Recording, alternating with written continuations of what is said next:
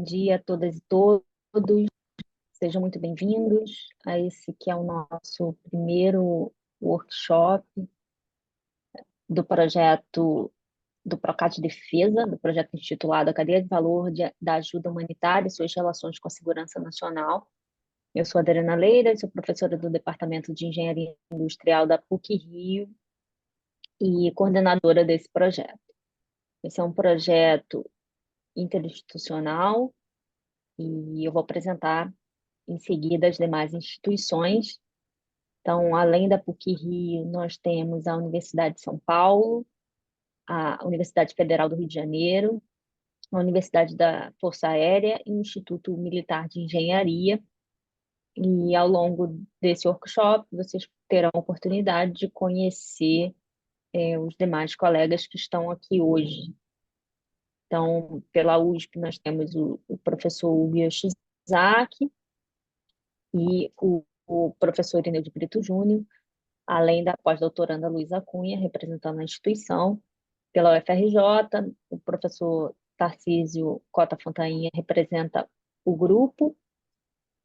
Pelo Instituto Militar de Engenharia, a professora Renata Bandeira representa o grupo.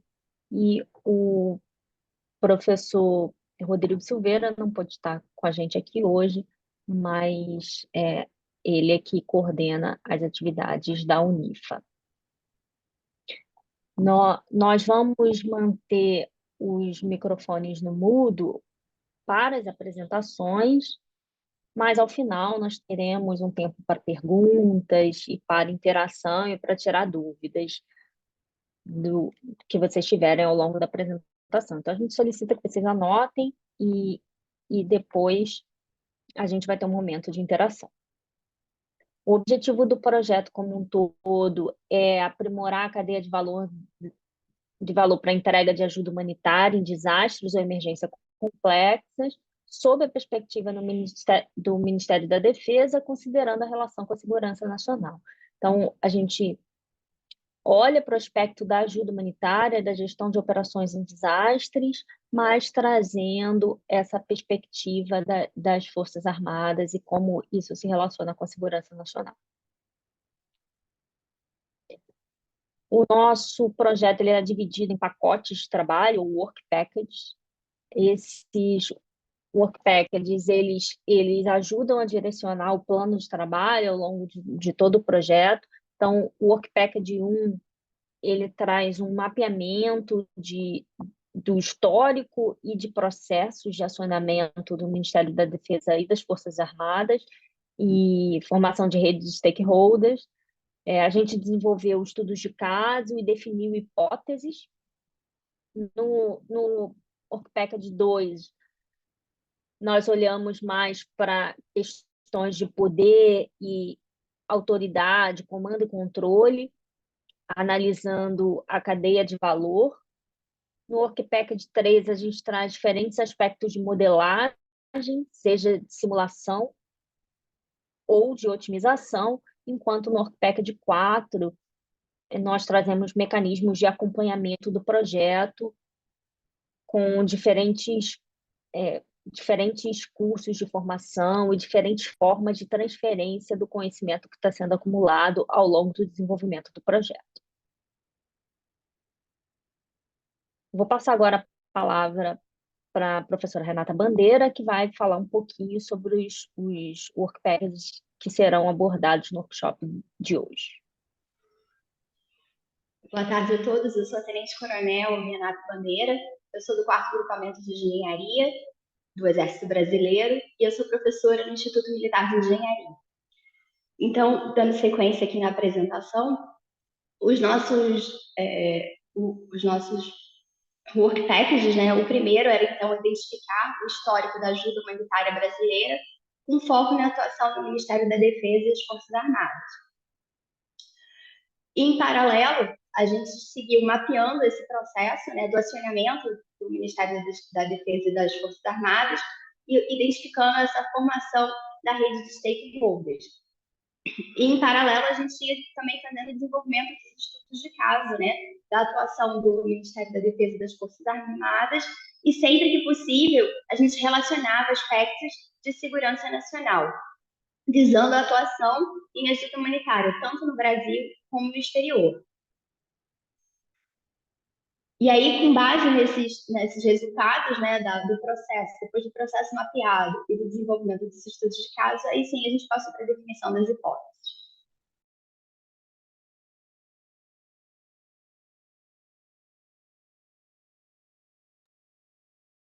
Renata ficou no...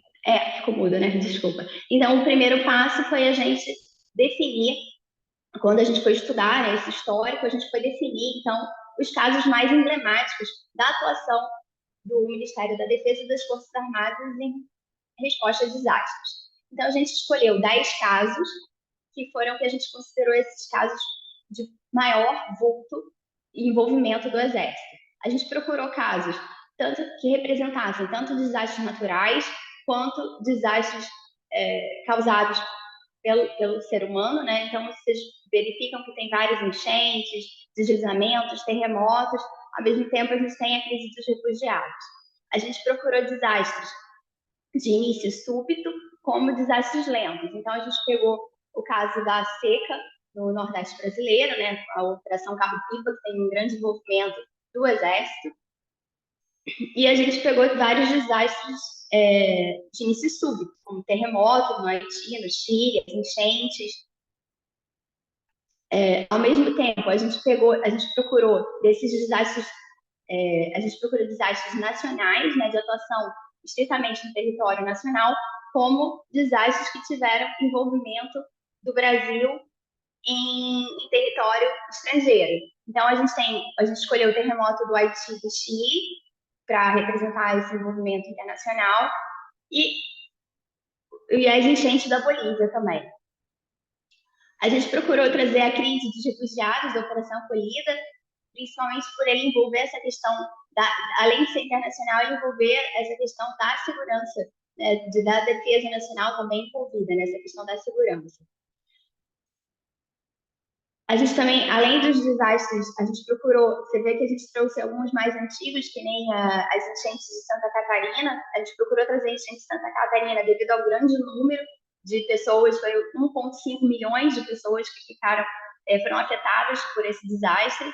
As enchentes também ali de 2011, na região serrana do Rio de Janeiro, pelo grande número de mortes, foram 900 mortes e 700 mil pessoas afetadas.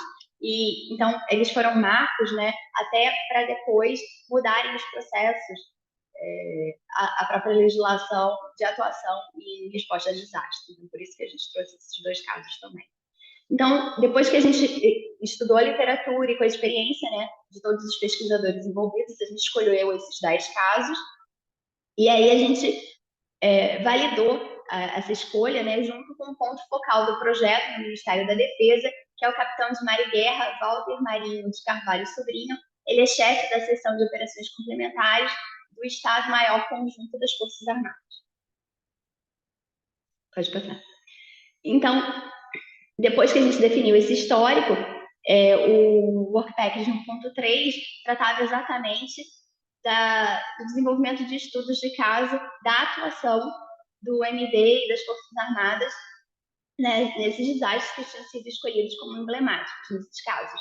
Então, foram publicados cerca de 13 artigos já relacionados, né, a esses desastres. Aqui na tabela vocês podem enxergar as publicações e os desastres que eles abordam. Foram 4 artigos em periódicos, sendo 3 internacionais e 1 em periódico nacional. 9 artigos foram em congressos, sendo 6 internacionais e 3 nacionais. E todos os artigos tiveram participação de alunos, ou de diversos níveis, né? Desde graduação até pós-doutorado. Então, o que envolve, o que acaba mostrando, foram mais de 12 alunos envolvidos nessas publicações, e vários desses 12 alunos se repetem como autores em diversos artigos, o que mostra, então, esse outro lado do projeto, que é a formação de recursos humanos. Os artigos, vocês vão receber, depois desse workshop, vocês vão receber um e-mail que vai ter um sumário executivo com detalhando, né, o que foi apresentado aqui, e lá vai ter o link para poder acessar os artigos já publicados. Então, agora a gente vai continuar a apresentação entregando, com mais detalhe no Work Package 1.2 e 1.4, que é o mapeamento do processo de acionamento do MD das Forças Armadas e na definição das hipóteses, que vai ser o professor Tarcísio, da UFRJ, vai apresentar o mapeamento do processo, e a doutora Luísa Cunha, ela, da USP, ela vai apresentar essa questão da definição das hipóteses e o modelo que ela desenvolveu usando o System Dynamics, que são as principais entregas desse workshop, desse work package, dessa primeira fase, né, do nosso projeto. Bom dia, meu nome é Tarcísio Fontainha, como já foi apresentado, sou professor do Programa de Engenharia de Produção da COP. Vou falar então sobre essa entrega, né, do Work Package 1.2, mapear o processo de acionamento do MD e das Forças Armadas e formação de redes de stakeholders, e aí mais especificamente vou falar dos modelos de processos de resposta a desastres, com foco no acionamento do Ministério da Defesa e Forças Armadas. Em termos estruturais, né, como que a gente desenvolveu essa etapa do trabalho, a gente partiu, como a Renata mencionou agora há pouco, a gente partiu da definição dos 10 casos e da análise de modelos de processos de resposta a desastres na literatura científica, né, em particular de trabalho que já foi desenvolvido de revisão sistemática da literatura, mapeando como que conduzida a resposta a desastres, né, reportada na literatura científica. Então, a gente tomou isso como ponto de partida e fomos analisar esses 10 casos emblemáticos no âmbito do projeto.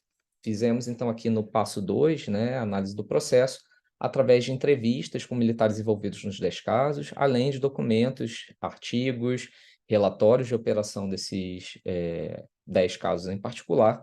Desenvolvemos modelos de processos as is, que a tradução é situação atual, mas é comumente chamado pelo seu formato em inglês, né, as is.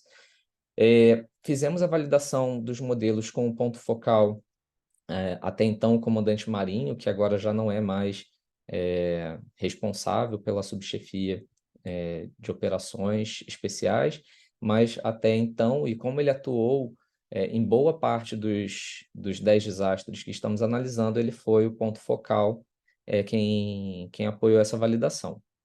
Em seguida, nós fizemos análise dessas respostas, desses modelos de processos, identificando problemas e pontos de melhoria e definimos aí modelos de processos to be, qual que seria a situação futura desejada.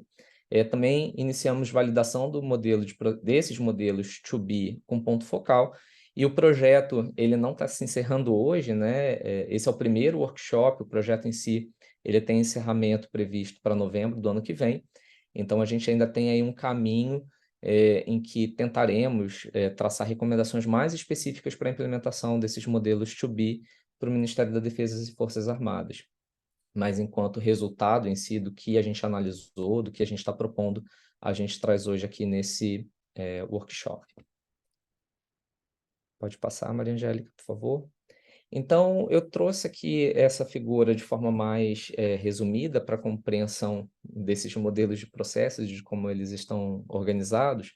Então, à esquerda, eu coloquei aqui, não é o objetivo de fazer leitura, os próximos slides eu vou apresentar com um pouco mais de detalhes, mas nós fizemos esses modelos as is para vários, né, para os 10 desastres. Depois nós fizemos um as is, né, situação atual genérica, como que a gente identificou um padrão, ou melhor, o padrão efetivamente, nesses 10 desastres que tiveram diferentes formatos ao longo desse período. O desastre de Santa Catarina foi em 2008 e a gente teve o mais recente aí, a pandemia de Covid, que se encerrou agora, 2022, 2023. Então, tem um horizonte temporal muito grande em que as respostas foram mudando, também conforme as características que a Renata já apresentou, se é um desastre de início súbito ou lento, se é no território nacional ou no exterior. Então, fizemos uma tentativa de definir um ASI genérico. E nessa definição, tanto nos casos particulares quanto nesse ESI genérico, nós fizemos a modelagem de processos em 3 níveis de detalhamento: um nível mais geral, um nível parcial e um nível específico. Então, para cada caixinha no modelo de processos geral, a gente abre para um modelo de nível parcial, e para cada caixinha no modelo parcial, a gente abre para um modelo específico. E é essa forma que a gente desenvolveu a modelagem dos 10 processos. E aqui eu vou trazer com um pouco mais de detalhes o da operação acolhida. Então, ele segue uma estrutura semelhante ao que a gente encontra na literatura científica a respeito de resposta a desastres, com reconhecimento da situação de emergência e o estado de calamidade pública, avaliação da situação atual. O 3 é solicitação de recursos, 4, transporte, 5, atendimento, o 6º aqui é desmobilização, e o 7º, operações de suporte à resposta.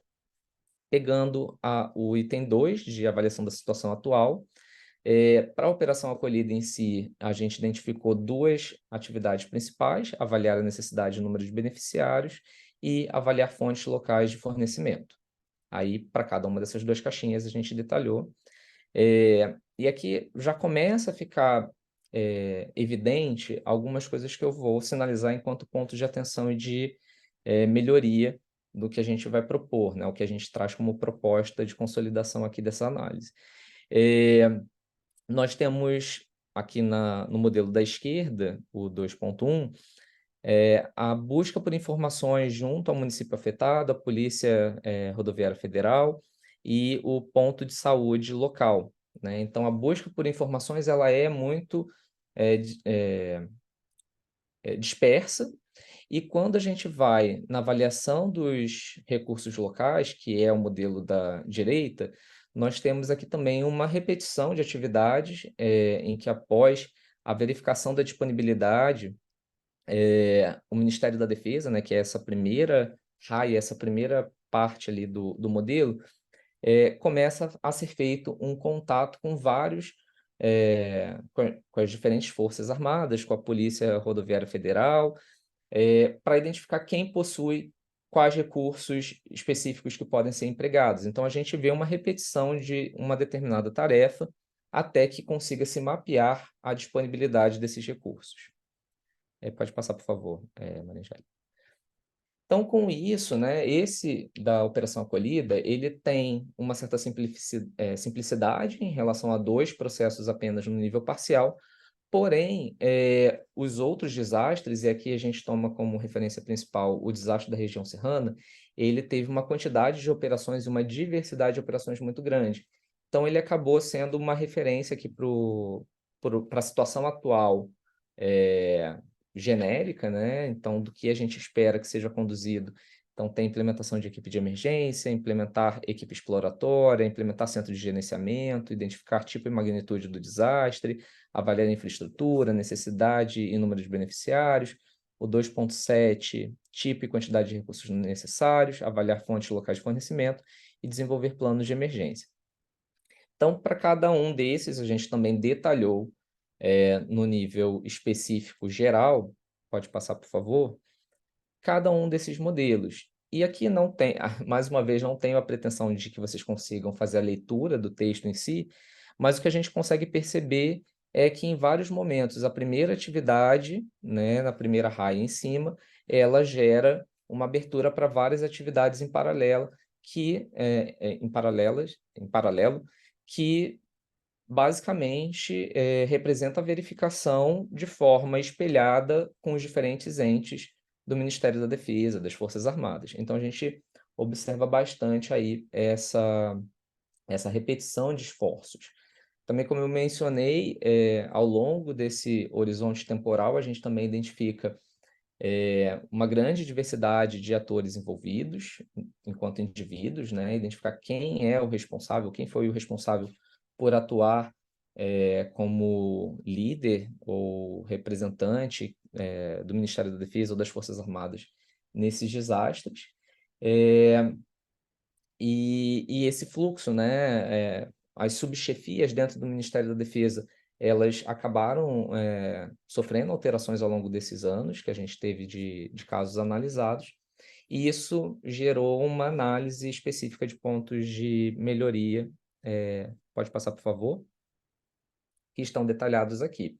Então, quando a gente olha o modelo de processos de nível geral, a gente identifica que, enquanto ponto de melhoria ou ponto de atenção, é a diversidade na quantidade e na importância dos stakeholders e acessibilidade e disponibilidade de informações. Desastres muito antigos, como o de Santa Catarina, de 2008, e até mesmo da região serrana, não necessariamente a gente consegue ter um registro detalhado de como foi a operação em si. E os diferentes atores envolvidos. Quando a gente olha para as Forças Armadas, a gente tem um certo equilíbrio nas forças, mas quando a gente olha para a interação das Forças Armadas, do Ministério da Defesa com outros atores vistos como de menos importância acabam não tendo tantas ações relatadas de apoio das Forças Armadas para uma organização humanitária em si, né? Então, a gente identificou essa diversidade na quantidade e importância de stakeholders e de acessibilidade e disponibilidade de informações. No nível mais detalhado, né, só que parcial ainda, nós identificamos mudanças nas estruturas governamentais que aconteceram ao longo desse período e que foi impactando diretamente na forma como a gente identificava a estrutura da resposta a desastres e também uma dificuldade em identificar os papéis e responsabilidades de cada um desses atores.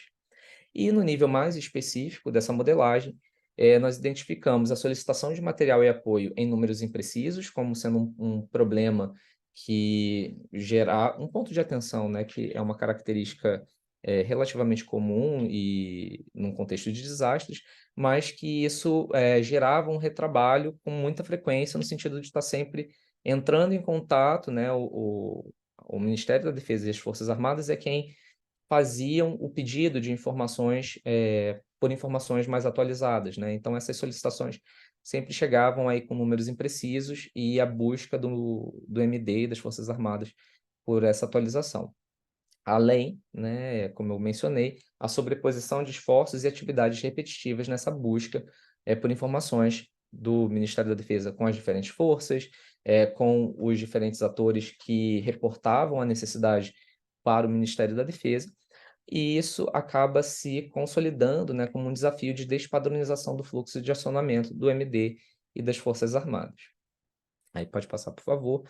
Enquanto um modelo de processos to be, como a gente enxerga que poderia ser padronizado uma resposta futura, nós simplificamos a estrutura atual para que a gente tenha 4 macroprocessos principais no nível parcial.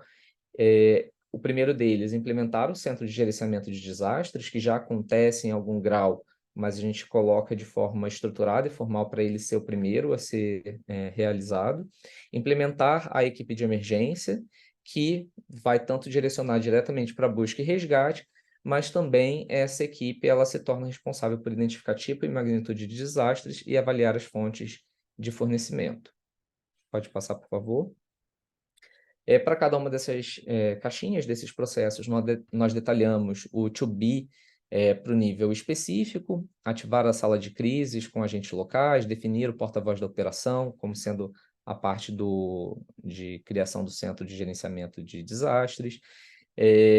No 2.2, empregar equipes locais para atuação na emergência. No 2.3, fornecer dados e informações iniciais dos desastres e mensurar a demanda para o pedido no apoio na resposta. E no 2.4, pedir apoio aos níveis superiores, integrar novos apoios às atividades de resposta e estabelecer cooperação entre os diferentes stakeholders. Aqui está sendo apresentada a representação desse fluxo de atividades, porém, para cada uma dessas atividades a gente propõe ferramentas e outros mecanismos de registros de informações e de consolidação de informações que devem passar a ser utilizadas de forma padronizada, para evitar a necessidade, por exemplo, como eu mencionei na situação atual, em que o representante do Ministério da Defesa precisa fazer um contato com as diferentes forças para saber quem possui o recurso. Então, a gente propõe que esse acionamento, né, esse contato, na verdade, ele seja substituído por um registro de quais são os recursos já disponibilizados pelas diferentes forças para atuação em respostas a desastres. Então, com uma informação consolidada, a gente reduz a necessidade desse contato com as diferentes forças, e com isso a gente consegue fazer com que a resposta seja, inclusive, até mesmo mais rápida e mais assertiva, e, consequentemente, o atendimento à população, aos stakeholders envolvidos, acaba sendo também mais rápida e mais estruturada. Pode passar, por favor? Então, recapitulando aqui, a gente seguiu, né, por essa análise dos diferentes casos, a gente propôs aqui o modelo to be, com uma validação inicial com o nosso ponto focal, e a gente encaminha agora, né, para essa reta final do projeto até o final do ano que vem, para discussões mais específicas de como que a gente pode direcionar alguma implementação, alguma transferência efetiva, né, da nossa análise enquanto pesquisa, enquanto profissionais também. A gente tem aqui a própria professora Renata, que é militar do Exército, mas como que a gente consegue trazer esse conhecimento, essas análises para ações mais efetivas. E aí agora a gente tem uma atividade específica, que são 2 perguntas rápidas que a gente preparou para essa parte da apresentação. Vocês podem acionar, pegar o celular, caso quem esteja pelo computador, né, pode abrir pelo celular e apontar a câmera para o QR Code, ou em qualquer dispositivo, acessar o site menti.com e preencher esse código 1470-1499, que com isso vocês vão ser direcionados para essa primeira pergunta. Quais os desafios do acionamento do MD, do Ministério da Defesa e das Forças Armadas, em resposta a desastres? Então, a gente queria validar com vocês a compreensão dessa nossa análise, o que vocês conseguiram observar. Então, peço aí a todos que estão nos assistindo. Como eu mencionei, esses desafios são os desafios que a gente encontrou através da nossa análise, porém, a gente reconhece que, enquanto estudos de caso, enquanto análises, nós temos aí outros desafios que podem ser observados por outros profissionais, por quem está de fato atuando na prática, ou quem é militar e já atuou em algum desastre apenas, mas tem ali uma experiência específica. Então, a gente coloca aqui também a opção do outro, né, para que vocês possam eventualmente marcar se reconhecem aí algum outro desafio para além desses que colocamos. Nós já estamos vendo aqui algumas respostas, por enquanto um número ainda inicial, agora mais, sim, infelizmente. A diversidade na quantidade e importância dos stakeholders aqui vem se destacando. Esse é um ponto que realmente interfere tanto na quantidade de contatos que é necessária para fazer o acionamento e para a condução da resposta. Estamos vendo aqui muita gente reportando dificuldade com a identificação dos papéis e responsabilidades e a sobreposição de esforços e atividades repetitivas, né? Esses são os 3 aqui que se destacaram, mas a gente observa aqui alguém que também marcou uma opção de outro. Temos agora 14 respostas, é um número bom aqui, mas vem se consolidando essa informação. Acessibilidade e disponibilidade de informações também tem se sobressaído aqui. Eu destaco que esses resultados, né, que a gente está obtendo agora com a percepção de vocês, também vai ser levado em consideração no encaminhamento das propostas de melhoria, para a priorização, eventualmente, dos esforços, do que a gente pode sugerir junto ao Ministério da Defesa e Forças Armadas em termos de melhoria. Então, agradeço aí por vocês estarem respondendo o questionário, essa pergunta. Temos 16 respostas, aproximadamente 30 pessoas aqui, contando a equipe, né, do projeto. Acho que a gente chegou num número satisfatório, bom. Temos aqui 2 pessoas que marcaram outro, né, um outro desafio. Então, eu vou abrir a próxima pergunta, se puder passar, por favor. Aí, no caso, seriam só essas 2 pessoas, mas quem ainda também tiver alguma identificação de outro desafio, qual outro problema que reconheça, né, o que tenha identificado na sua experiência com as operações militares em desastres, tem uma caixinha aberta aí para que vocês possam escrever rapidamente. E, de novo, como eu coloquei, essas informações elas são muito importantes para que a gente possa dar continuidade no projeto agora nessa reta final, como eu falei, priorização ou identificação de pontos que a gente não tem observado ainda. Vocês podem, então, sinalizar aqui que nós levaremos em consideração para fechar essa análise, para fechar os encaminhamentos para o Ministério da Defesa e Forças Armadas. Então, a gente aguarda um pouquinho aí para vocês responderem. Daqui a pouquinho a Luísa vai apresentar a parte dela em relação às análises. Estou vendo aqui no chat, alguém respondeu. A opção do outro é a que está sendo colocada agora, né? Quem identifica outra ação pode responder agora de forma qualitativamente, tem um textinho. Então, a gente teve aqui uma resposta em relação à sobreposição de papéis e definição orçamentária. Então, esse, sim, é um problema, né? Na resposta a desastres, a atuação do Ministério da Defesa e das Forças Armadas, ela acontece, mas depois há um repasse dos custos da operação. Então, a gente tem ciência de questões orçamentárias e de pagamento da operação. Temos aqui mais uma segunda resposta, que é coordenar a ajuda oferecida por outros países e organismos internacionais. Também é um ponto de destaque, um ponto de atenção, principalmente nos casos internacionais, no exterior. Mapeamento dos recursos financeiros orçamentários, conforme sua origem e otimização futura. Questões orçamentárias, então, aparecendo aqui bastante. Imprevisibilidade da demanda e manutenção de níveis de estoques apropriados.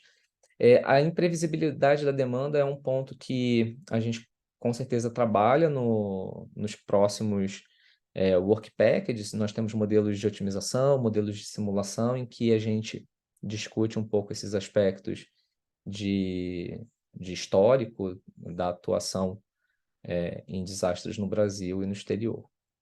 Pessoal, como nós temos um tempo limitado, e também a gente já avançou aqui bastante, eu vou passar a palavra então para Luísa Cunha, que é pós-doc da USP, para que ela apresente a parte dela, e ao final a gente também tem mais oportunidade aí para, inclusive, abrir para perguntas e respostas. Luísa. Obrigada, Tarcísio. Bom, boa tarde, pessoal. Meu nome é Luísa Cunha, Tarcísio acabou de me apresentar, mas eu sou pós-doutoranda da Escola Politécnica da USP, da Universidade de São Paulo, e vou apresentar um pouquinho do trabalho que a gente fez no Work Package 1.4, voltado para a definição de algumas hipóteses, considerando diferentes fatores contextuais que podem influenciar na prestação de ajuda humanitária tanto no Brasil quanto no exterior, considerando também aspectos de segurança nacional, tá bom? Então, esse trabalho que a gente está desenvolvendo, a gente deu o título de Restabelecendo Segurança Nacional em Situações de Desastre, e o principal intuito dele, na verdade, é entender como diferentes desastres interferem na questão de segurança nacional. E entender que quando a gente fala em segurança nacional, a gente não está falando só da questão de integridade territorial mesmo. A gente pode também estar falando da garantia aos cidadãos do exercício dos direitos e deveres constitucionais. Então, eu vou mostrar aqui para vocês que quando a gente fala, por exemplo, da Operação Carro-Pipa, que é voltada para as secas, a gente está falando do direito constitucional de ter acesso à água potável.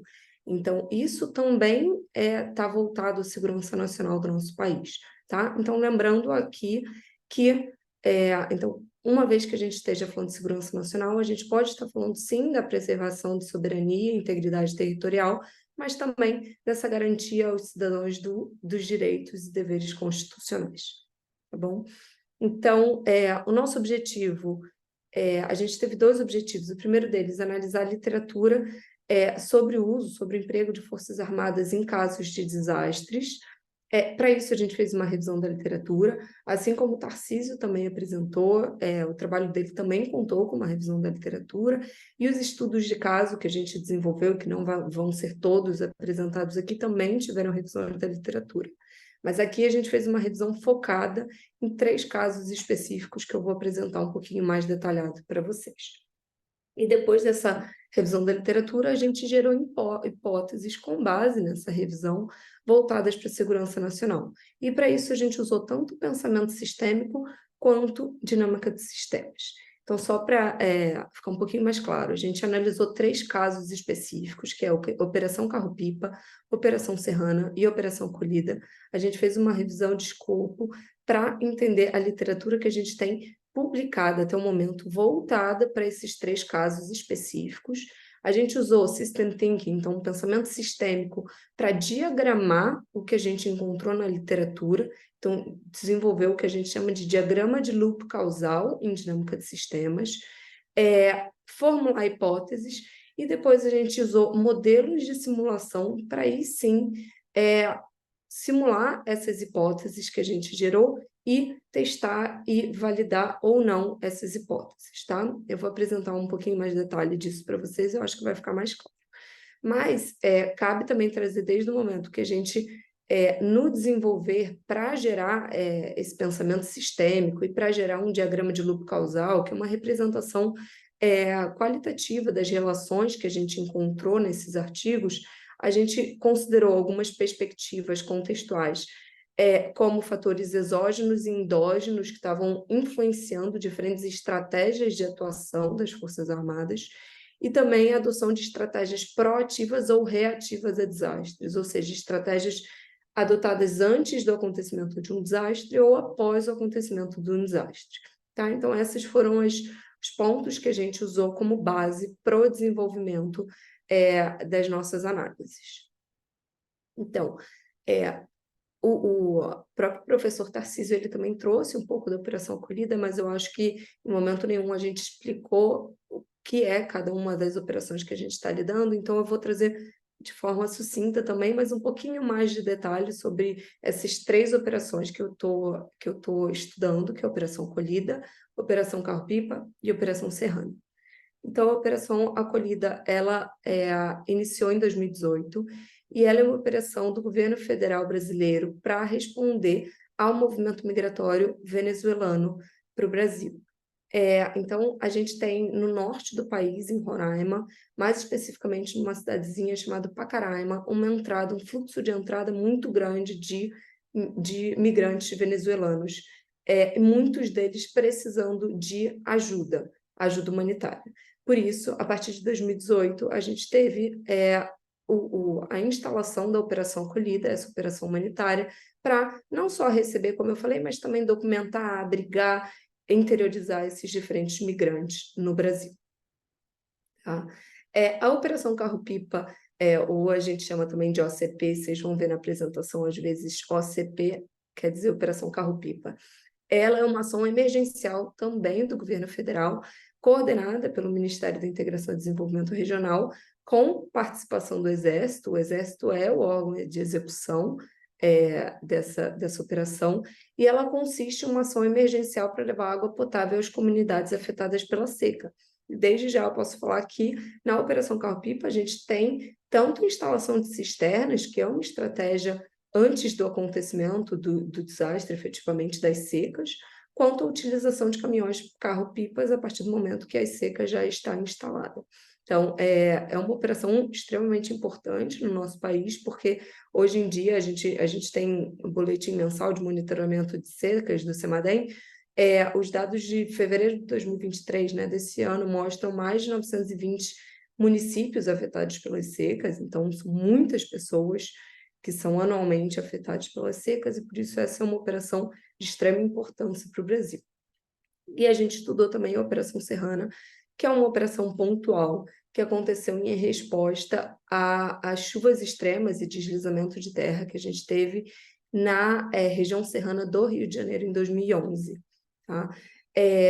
Essa resposta é um pouco diferente das demais, porque ela envolve diferentes atores.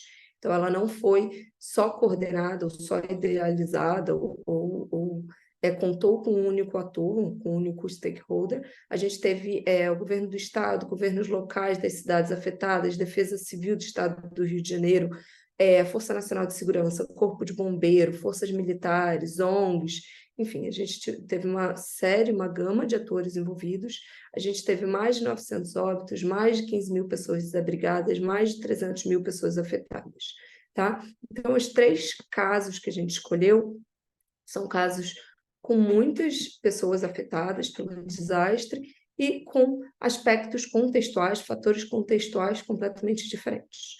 Então, aqui eu trouxe 3 diagramas prismas. Minha ideia não é que ninguém consiga entender o que está escrito em cada um deles, mas só mostrar que teve um processo na revisão da literatura para que a gente chegasse efetivamente nos artigos que a gente vai usar para o desenvolvimento dos nossos diagramas de loop causal, desse nosso modelo, desse nosso diagrama, framework, onde a gente vai mostrar as relações entre as diferentes variáveis. E aqui é importante falar também que desses artigos que a gente identificou, parte deles foram publicações nossas. Então, que a gente também está publicando e que as nossas publicações estão aderentes com o que a gente está aqui publicando, pesquisando nesse trabalho, né? Então, mostrando rapidamente os diagramas, voltado para a operação carro-pipa, né? Então, a gente tem as secas como uma variável exógena, ou seja, uma variável que está influenciando a população afetada. E quanto mais população afetada a gente tem, mais estratégias proativas e reativas vão ser adotadas para minimizar o impacto desse desastre na população, tá? É basicamente isso que esse diagrama está mostrando para a gente. Quando a gente vai para a Operação Serrana, a gente tem ali floods e landslide, né? Então, as fortes chuvas causaram também deslizamentos de terra. Esse desastre específico de 2011 causou uma quantidade muito grande de população afetada, o que fez com que a gente identificasse na literatura 3 tipos diferentes de estratégias reativas, que seriam debris management, né, a gestão de detritos, operações de search and rescue operations, operações de busca e salvamento, e a gestão de doações, donations management. Então, a gente identificou na literatura esses 3 tipos diferentes de estratégias reativas, e identificou também a necessidade de capacidade logística e de coordenação entre diferentes atores para atuar nesse tipo de operação, nesses diferentes tipos de operação e responder à quantidade de população afetada. Por fim, a gente tem a operação acolhida, onde o movimento migratório é essa variável exógena, influenciando o número de pessoas afetadas e influenciando tanto a questão de ordenamento da fronteira, quanto a capacidade local de absorção da população migrante, tá? Essa desordem na fronteira e essa falta de capacidade de absorção, e quando eu falo absorção, eu estou falando de absorção socioeconômica, então de conseguir fazer com que essas pessoas efetivamente trabalhem e consigam pagar suas contas e se manter por conta própria e não dependam de ajuda do governo. Isso faz com que a gente tenha ocupações espontâneas, que são como se fossem aglomerados de pessoas em determinadas partes das cidades de forma ilegal, de forma não ordenada. Então, isso gera que a operação acolhida precise tanto de um ordenamento da fronteira, que é o primeiro pilar da operação acolhida, quanto de abrigamentos para minimizar o número dessas ocupações espontâneas, quanto de interiorização, que é o terceiro pilar da operação acolhida, que é efetivamente interiorizar essas pessoas para outros estados do Brasil, para que elas consigam ser absorvidas socioeconomicamente no nosso país, tá? Então, com isso, com esses 3 diagramas, tendo uma maior compreensão do que são esses 3 diferentes casos, entendendo todos os fatores contextuais que a gente está estudando aqui, então, o tipo de desastre, se ele é lento ou se ele é rápido, a natureza do desastre, se é provocada pelo homem ou provocada por mudanças climáticas, se a operação é uma operação contínua ou recorrente ou pontual, enfim, a gente chegou a 2 hipóteses. A primeira delas é que um maior comprometimento com estratégias proativas gera uma menor necessidade de estratégias reativas.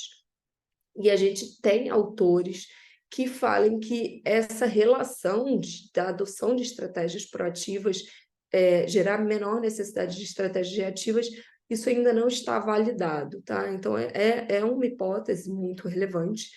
Porém, a segunda hipótese, ela surge para abarcar também o caso da Operação Acolhida, que é um caso de desastre provocado pelo homem, onde a gente fala que a rapidez na mobilização desse tipo de operação, ela leva a um menor acúmulo de população vulnerável, tá?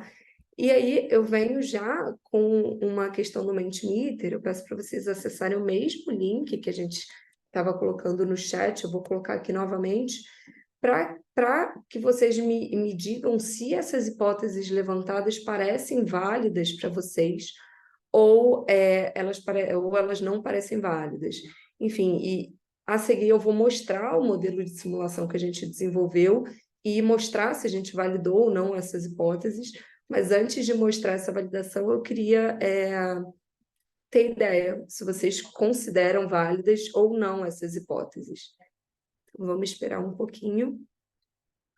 As hipóteses são, eu posso falar aqui porque no slide está bem pequeno, um maior comprometimento com estratégias proativas gera uma menor necessidade de estratégias reativas, essa é a primeira hipótese, e a segunda hipótese é relacionada à rapidez de na mobilização de operações de respostas a um fator exógeno, como um movimento migratório, isso gerando um menor acúmulo, digamos assim, de população vulnerável.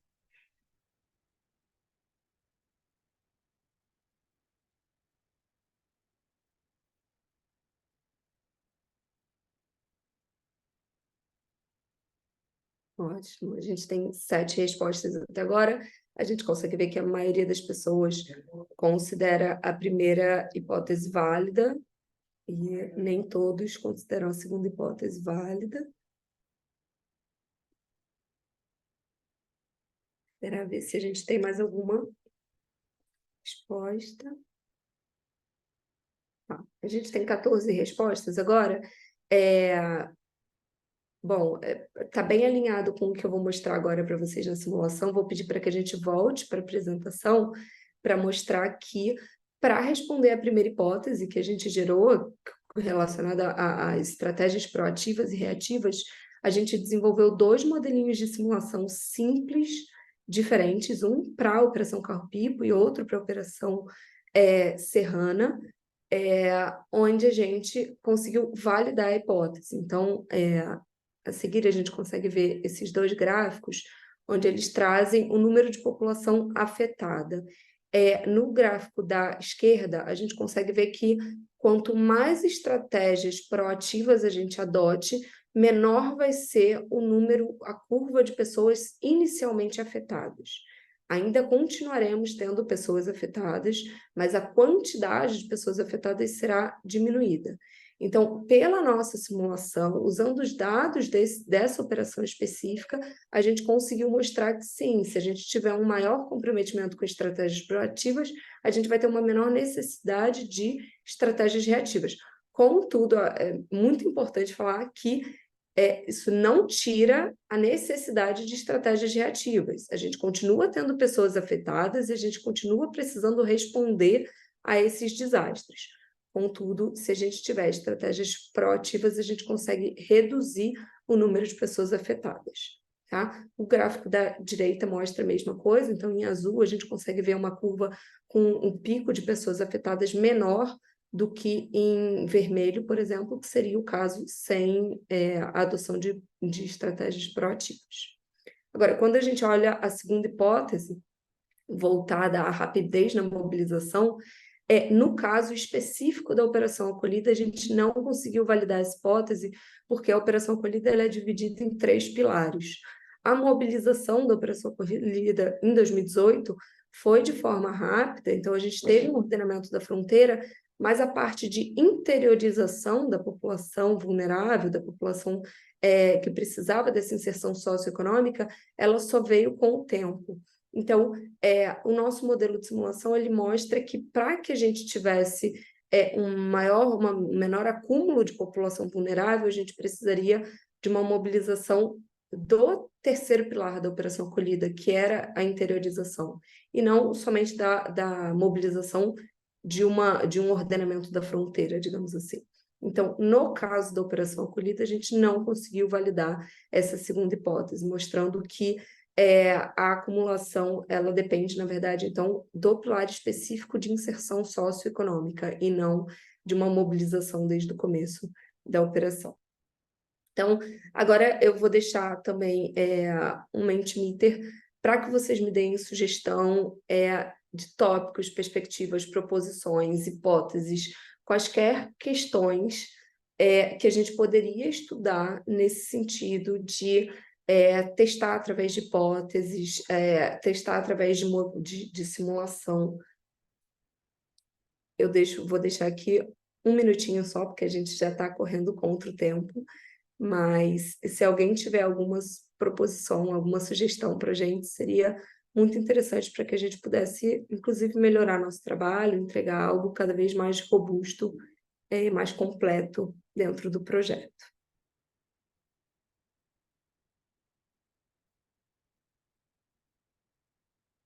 O link é o mesmo, tá, gente? Acabaram de enviar aí novamente.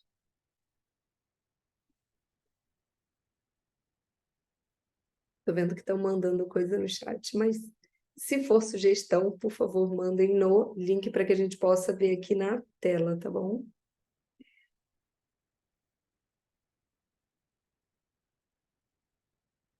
Bom, por causa do tempo, eu acho que vale. Então, eu vou fazer o seguinte, eu vou deixar isso aberto, caso, enfim, alguém por acaso lembre de alguma questão, sugestão e possa enviar, eu vou deixar essa tela aberta no Mentimeter, mas eu vou voltar para a apresentação para que a gente possa dar continuidade no workshop e depois eu vejo se alguém deixou alguma sugestão. Eu vou passar agora para o professor Hugo fazer as conclusões e mostrar um pouco dos próximos passos. Bem, boa tarde, obrigado a todos aí pela presença, é uma satisfação aqui ter um público bastante relevante. Estou vendo aqui tem um pessoal aqui que está da Junta Interamericana de Defesa. Com certeza a gente quer fazer mais contato com vocês. A professora Adriana, em particular, está trabalhando direto com o pessoal aqui da Defesa Civil Nacional. Tá? Então, obrigado aí pela presença de todos vocês. Bom, com relação a conclusões e próximos passos, então, puder passar agora o próximo slide, por favor? Obrigado, Rod. Então, aqui basicamente uma sintetização dos vários eventos que nós executamos nesses últimos 3 anos, né? Obviamente isso foi muito prejudicado em função da pandemia, mas pelo menos assim conseguimos fazer 17 atividades, vários eventos, e 2 eventos foram bastante importantes, que foram os cursos online, que foram os MOOCs, foram feitos em 2021 e foi feito agora em 2023, e que obviamente nós vamos fazer mais divulgação mais para frente, que devemos ter mais atividades. Assim como também vários workshops e coisas do tipo. Tá? Próximo slide, por favor. Então, com relação ao que nós vimos, então realmente os working packages foram já preparados, nós tivemos a apresentação das conclusões mais interessantes, mais importantes. Não esqueçam que isso aqui ainda é uma parte que foi feita em paralelo com os outros working packages, que nós teremos ainda mais 2 workshops, né? Então, convido a todos a participar desse workshop e também, obviamente, interagir conosco aqui. Tá? Então, por favor, próximo slide, já estamos quase acabando aqui, né?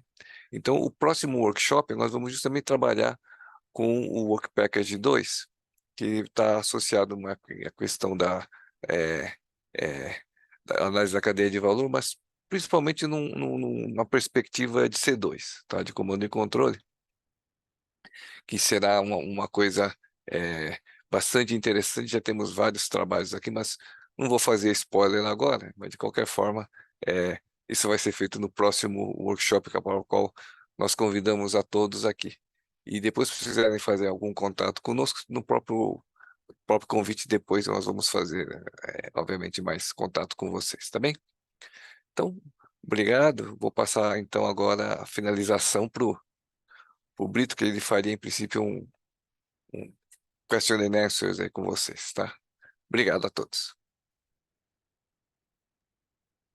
Boa tarde, pessoal. Eu sou o Brito, certo? Então, agora eu vou pedir para vocês, né, a gente vai fazer uma sessão de perguntas e respostas. Abrir o espaço para vocês, certo? Eu peço, podem fazer perguntas verbais ou pelo chat, fiquem à vontade, tá?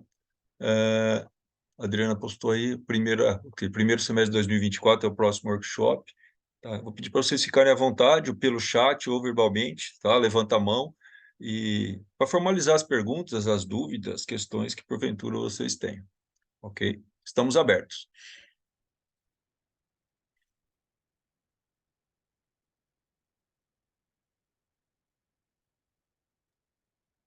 O pessoal parece um pouco tímido. Enquanto isso, só para deixar registrado, nós vamos ter mais 2 workshops, o primeiro ainda no primeiro semestre de 2024 e o segundo até o final do projeto, será no final do ano do ano que vem também.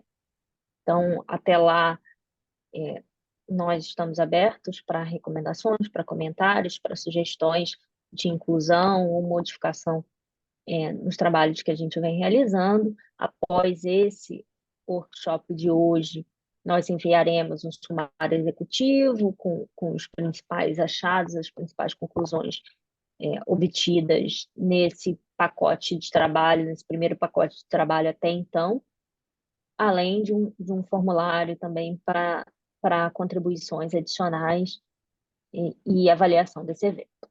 Então, por favor, fiquem à vontade para fazer perguntas, comentários e sintam-se à vontade para manter contato conosco até o final do projeto. Olá, gente, o pessoal está intimidado? Perguntas? Temos uma mão levantada aí, Breno. Mão levantada. Espera aí que eu não estou... Pode ficar... Marcos. Está aberto? Tá Vocês Me viram aberto. ouvem? Boa tarde a Pode todos. Tá falar. ok.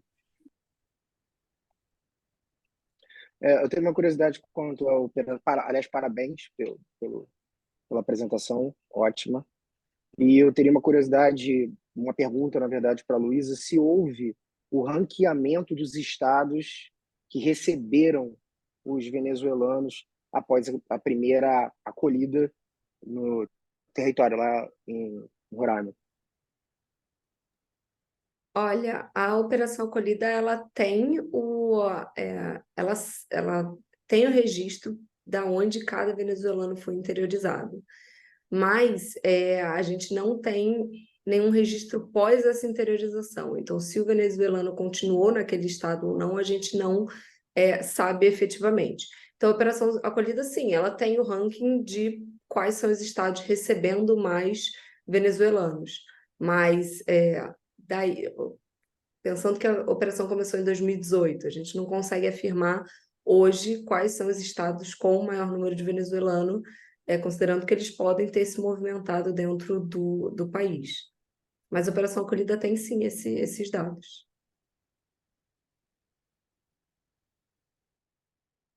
Ok. Mas Mais só perguntas? complementando, Luísa, a maioria do pessoal veio para o Sudeste, né?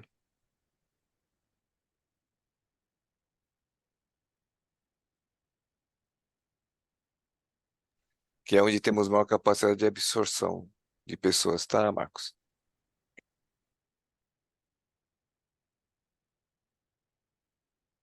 Mais perguntas?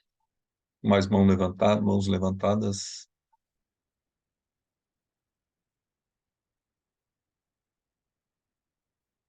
Não tem. No chat? O William está perguntando quando vai... Essa eu posso responder, quando vai ter outro curso em São José dos Campos? Heloína, a gente faz o curso... Agora está fazendo todo ano em julho em São José dos Campos, mas agora esse mês vai ter no dia 25 de novembro e 2 de dezembro, 2 sábados seguidos, na Cruz Vermelha, em São Paulo. E no dia 5 e 6, lá no Palácio dos Bandeirantes, também em São Paulo.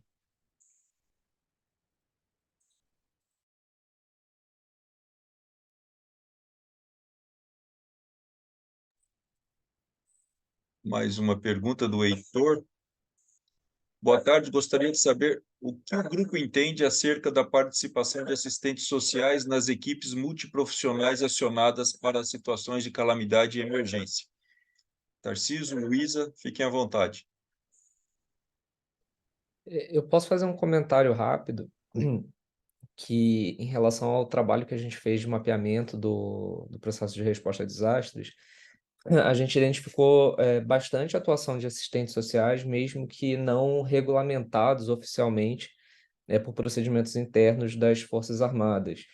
É uma situação que avançou desde 2018, acredito, não tenho precisão aqui de datas e números de decretos ou de procedimentos internos, mas uma análise que a gente fez, especialmente com a Força Aérea, a gente fez uma análise, um dos pesquisadores que já passaram, né, pelo RENDS e que trabalhou com a gente nessa perspectiva de mapeamento de processos, identificou essa evolução.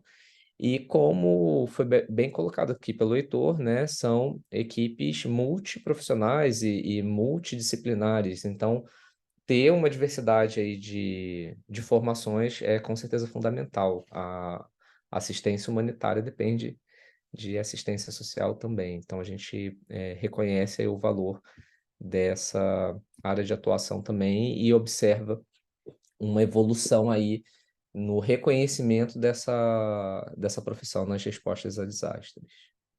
Luísa, não sei se também tem algum comentário sobre.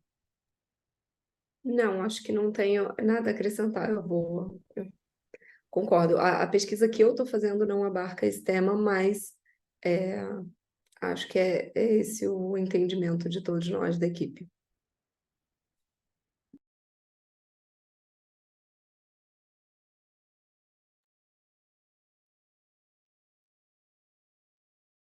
Bom, pessoal, agradeço. A gente está encerrando o nosso primeiro workshop.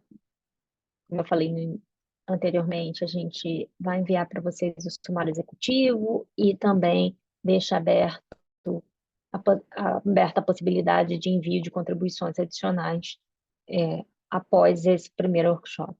Convidamos a todos a continuar acompanhando o trabalho e a participarem dos próximos eventos. Obrigada.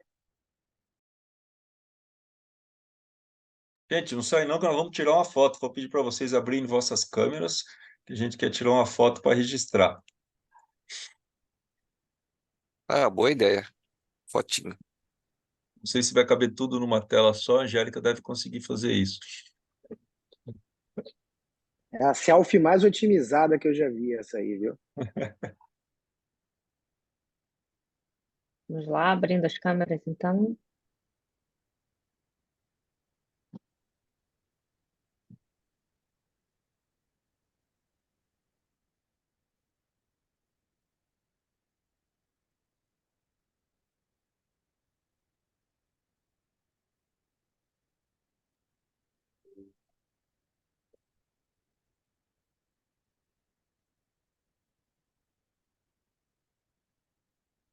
Oi, gente.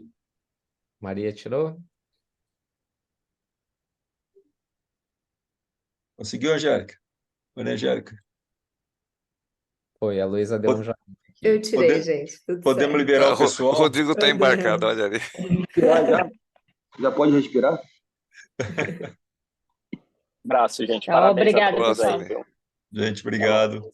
Gente. Tá taxiando Tchau. aqui. Tchau. Tchau.